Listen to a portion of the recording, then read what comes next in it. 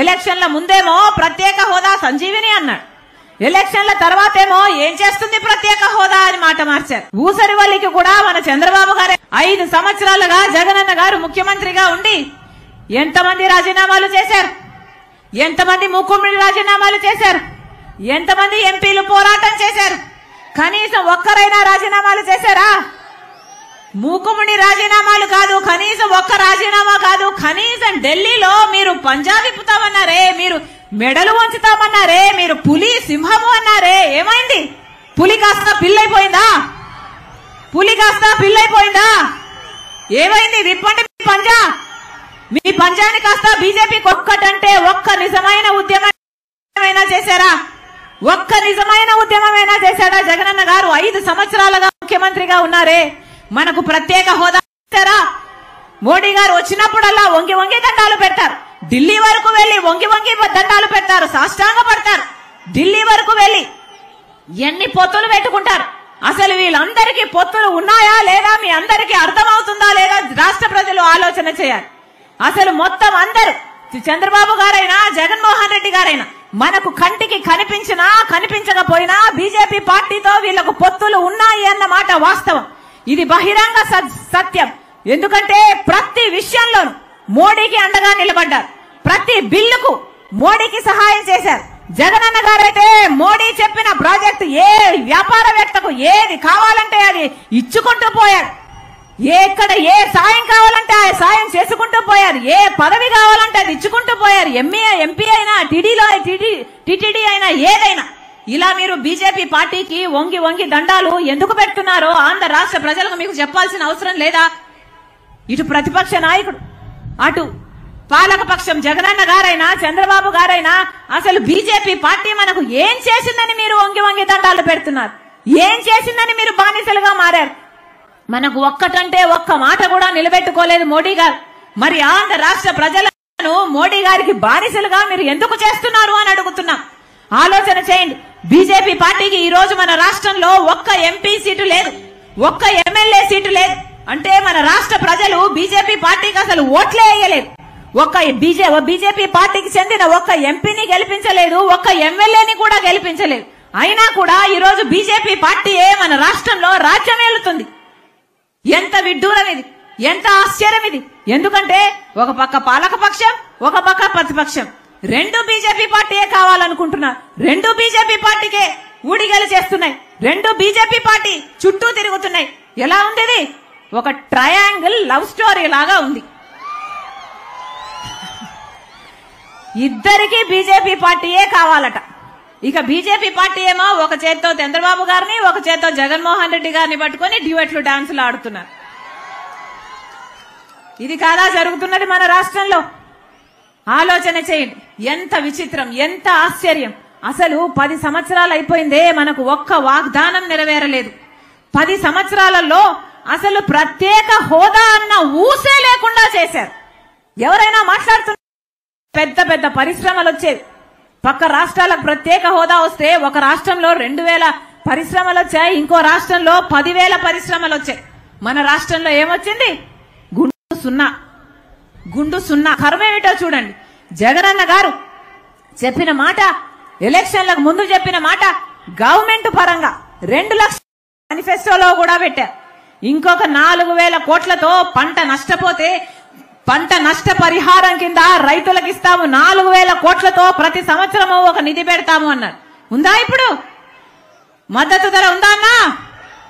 ఏమైంది? ఆ 3,000 కోట్ల స్థిరీకరణ నిధి ఏమైంది? ఆ 4,000 కోట్లతో పంట నష్టపోతే పంట నష్ట పరిహార నిధి ఏమైంది? అంతే. ఎలక్షన్లకు ముందు ఒక మాట, తర్వాత ఒక మాట. రేవు దాటేంత వరకు ఓడమల్లన్న, రేవు దాటినాక బోడమల్లన్న. అన్ని ఇలాగే ఉన్నాయి కదా. రాజశేఖర రెడ్డి గారేమో జలయజ్ఞం కింద 54 ప్రాజెక్టులు కట్టాలనుకుంటే 12 ప్రాజెక్టులు ఆయనే పూర్తి చేస్తే 42 ప్రాజెక్టులు అలాగే మిగిలిపోతే, జగనన్న గారు ఆ రోజు ఎలక్షన్లప్పుడు చెప్పిన మాట, మేనిఫెస్టోలో చెప్పిన మాట, నేను అన్ని పూర్తి చేస్తానన్నాడు. ఎన్ని పూర్తి చేశాడు? కనీసం 10 అయినా పూర్తి చేశాడా? 5 అయినా పూర్తి చేశాడా? ఎన్ని పూర్తి చేశారు? ఏదైనా అంతేనా? ఏదైనా రాజకీయాల కోసమే, ఏదైనా ఓట్ల కోసమేనా? ఎలక్షన్లకు ముందు ఒక మాట, ఎలక్షన్ల తర్వాత ఒక మాట. ఏరు దాటేంత వరకే ఓడమల్లన్న, ఏరు దాటినాక బోడమల్లన్న.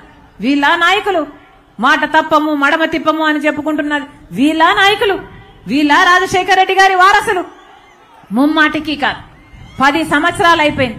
ఒక ప్రజలను ముంచిన వాళ్ళు ఎవరు, మోసం చేసిన వాళ్ళు ఎవరు అంటే ఒకవైపు చంద్రబాబు గారు, ఒకవైపు జగనన్న గారు, పైన మోడీ గారు. వీళ్ళ ఆంధ్ర రాష్ట్రం కోసం పోరాడేది, ప్రత్యేక హోదా కోసం వీరకు ఆరాటం ఉందా, పోరాటం చేస్తున్నారా? వీళ్ళ ప్రత్యేక హోదా తెచ్చేది ఇచ్చేది ముమ్మాటికి కాదు.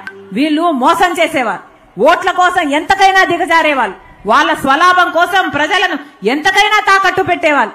వీళ్ళ ఆంధ్ర రాష్ట్ర ప్రజల గురించి ఆలోచన చేసేది. ఈ రోజు మేము చెప్తున్నాం, కాంగ్రెస్ పార్టీ చెప్తుంది, కాంగ్రెస్ పార్టీ అధ్యక్షురాలుగా మేము చెప్తున్నాం, మేము ఆంధ్ర రాష్ట్రానికి ప్రత్యేక హోదా రావాలి అని కట్టుబడి ఉన్నాం. ఆంధ్ర రాష్ట్రానికి ప్రత్యేక హోదా వచ్చేంత వరకు కాంగ్రెస్ పార్టీ అలుపెరుగని పోరాటం చేస్తుంది. మేము పోరాడుతాం, మేము సాధిస్తాం. మళ్లీ చెప్తున్నాం, ఆంధ్ర రాష్ట్రానికి ప్రత్యేక హోదా వచ్చేంత వరకు కాంగ్రెస్ పార్టీ కట్టుబడి ఉంది.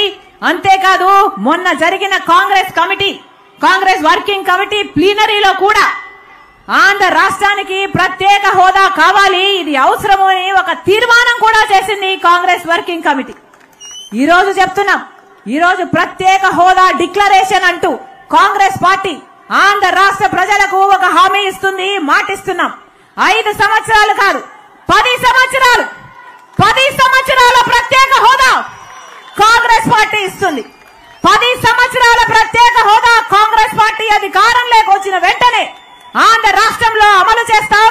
10 సంవత్సరాలుగా మోడీ గారు ఆంధ్ర రాష్ట్ర ప్రజలను మోసమే చేశారు. మేము చెప్తున్నాం, అధికారంలోకి వచ్చిన వెంటనే మొట్టమొదటి కేబినెట్ లోనే 10 సంవత్సరాల ప్రత్యేక హోదా ఆంధ్ర రాష్ట్రానికి వచ్చేటట్టు కాంగ్రెస్ పార్టీ చేస్తుంది. రాహుల్ గాంధీ గారు మాటిచ్చారు, మొట్టమొదటి సంతకం మీ అందరి సాక్షిగా మాటిస్తోంది కాంగ్రెస్ పార్టీ. ఈరోజు ఆంధ్ర రాష్ట్ర ప్రజలు నిర్ణయించుకోవాలి, ఒక నిర్ణయం తీసుకోవాలి. మీకు ఆంధ్ర రాష్ట్ర ప్రజలకు ప్రత్యేక హోదా కోసం పోరాడే వాళ్ళు కావాలా, లేకపోతే ప్రత్యేక హోదాను తాకట్టు పెట్టే వాళ్ళు కావాలి? ప్రత్యేక హోదా కోసం పోరాడుతున్నది కాంగ్రెస్ పార్టీ. ప్రత్యేక హోదాను రాష్ట్రాన్ని నాశనం చేయడానికే బయలుదేరారు, రాష్ట్రాన్ని నాశనం చేయడానికే పుట్టినట్టుగా ఉంది. ఎంత అన్యాయం, ఎంత అన్యాయం. మళ్లీ చెప్తున్నా, రాజశేఖర రెడ్డి బిడ్డను నేను. అసలు కోమాలో ఉన్న కాంగ్రెస్ పార్టీలో నేను ఎందుకు చేరానో తెలుసా? ఎందుకంటే కోమాలో ఉన్నప్పటికీ కూడా కాంగ్రెస్ పార్టీ మాత్రమే ప్రత్యేక హోదా మీద చిత్తశుద్ధి కలిగి ఉంది కాబట్టి, ఒక్క కాంగ్రెస్ పార్టీ మాత్రమే ప్రత్యేక హోదా తెస్తుంది కాబట్టి, ప్రత్యేక హోదా గురించి ఈరోజు ఏ ఒక్క పార్టీకి, ఏ ఇతర పార్టీకి ఆరాటం లేదు, పోరాటం చేయలేదు. కానీ కాంగ్రెస్ పార్టీ నాయకులు ఇంతమంది ఉన్నారే వేదిక మీద, రఘువీరారెడ్డి గారైతేనేమి, కేవీపీ గారైతేనేమి, పల్లం రాజరికులు ఉన్నారే, ఇంతమంది కూడా ఇన్ని సంవత్సరాలు ప్రత్యేక హోదా కోసం ఈ రాష్ట్రంలో పోరాటం చేసిన వాళ్ళు ఎవరైనా ఉన్నారు అంటే అది ఒక్క కాంగ్రెస్ పార్టీ నాయకులు మాత్రమే కాదా అని అడుగుతున్నాం. మళ్ళీ చెప్తున్నాం, ఇది ప్రత్యేక హోదా కోసం ఆరాటపడే వాళ్ళ మధ్య, ప్రత్యేక హోదాను తాకట్టు పెట్టే వాళ్ళ మధ్య జరుగుతున్న పోరాటం. ఈ ఎన్నికల్లో ప్రజలందరూ ఒక నిర్ణయం తీసుకోవాలి. ఈ రోజు రాజశేఖర రెడ్డి బిడ్డ ఒక నిర్ణయం తీసుకుని కాంగ్రెస్ పార్టీలో చేరింది. కాంగ్రెస్ పార్టీ కోమాలో ఉన్నప్పటికీ ఒక కాంగ్రెస్ పార్టీ మాత్రమే ప్రత్యేక హోదాకు తెచ్చే సత్తా ఉంది, తెచ్చే చిత్తశుద్ధి ఉంది కాబట్టే ఈ రోజు కాంగ్రెస్ పార్టీలో చేరింది రాజశేఖర రెడ్డి బిడ్డ. రాహుల్ గాంధీ గారి మాట పట్టుకొని రాజశేఖర రెడ్డి బిడ్డ మీ ముందుకు వచ్చింది. మీరు గెలిపించండి, మీరు ఆశీర్వదించండి, ప్రత్యేక హోదాను మీ ఇంటికి తీసుకొస్తా. ప్రత్యేక హోదానే కాదు, రాజన్న సంక్షేమ పాలనలో ప్రతి పథకము మళ్లీ రైతన్న రాజైతాడు, మన బిడ్డలకు ఉద్యోగాలు వస్తాయి, ఇల్లు లేని ప్రతి పేద కుటుంబానికి ఒక ఇల్లుంటుంది. మొన్ననే కాంగ్రెస్ పార్టీ ఒక అద్భుతమైన పథకం, ఇందిరమ్మ అభయం అని ఒక అద్భుతమైన పథకం కూడా ప్రవేశపెట్టాం. ఈ పథకం ప్రకారం ప్రతి పేద ఇంటికి ప్రతి నెల 5,000 రూపాయలు ఆ ఇంటి మహిళ చేతుల్లో డైరెక్ట్ గా ఇంటి మహిళ అకౌంట్ కే వచ్చేటట్టు చేస్తాం.